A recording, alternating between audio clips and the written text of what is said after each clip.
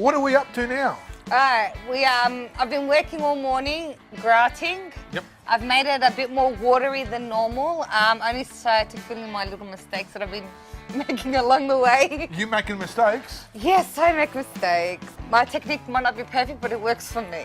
Okay, cool. Okay. So let's have a look. So the way I do it is I put some on my scraper. Okay, so you've already mixed it up, Yes, I have. and that's the type of texture that you like? I like it a little bit, almost like custard, not too watery, but not too thick. And you just fill in the gap. Try to make it as straight as possible as you go. Okay.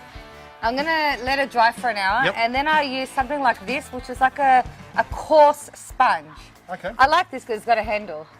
And then once it dries, I'm just gonna run it over, and then sweep it, and then let it dry even further, and then probably the next day, high pressure hose it down.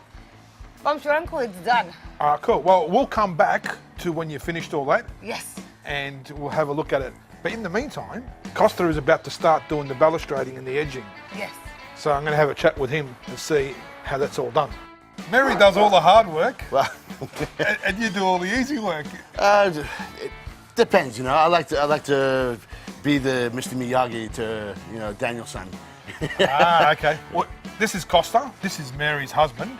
And Mary told me that you're actually in charge of putting all the balustrading and the edging around this project. Taking care of the fine details, making sure, you know, the T's are crossed, the I's are dotted.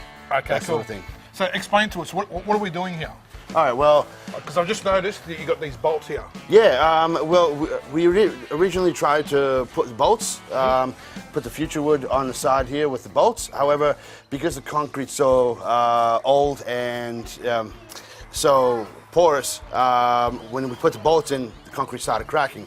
So I ended up taking the bolts out and using a stud, and bought some threaded rod, and I just cut it down to size to what we needed, and we used an epoxy glue to where the holes were. We fed the threaded rods in, and we're going to use the stud method. This way I can sort of adjust the wood a bit more instead of having to adjust the concrete to where I need to go, if you know what I mean. Costa, this is the wood trimming that you're putting on. It's a composite between plastic and wood fibers. Right. Like a recycled sort of feature.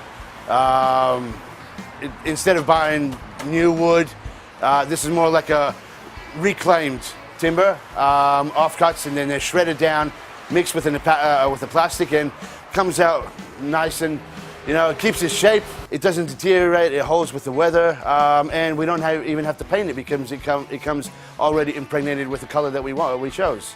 Have you got the balustrading yet? With the balustrading, we have a few bits and pieces. I've got the brackets to put them in. I'll be using a hole saw specifically for tiles to go through the tile, and then we'll use the bolts to secure it in place.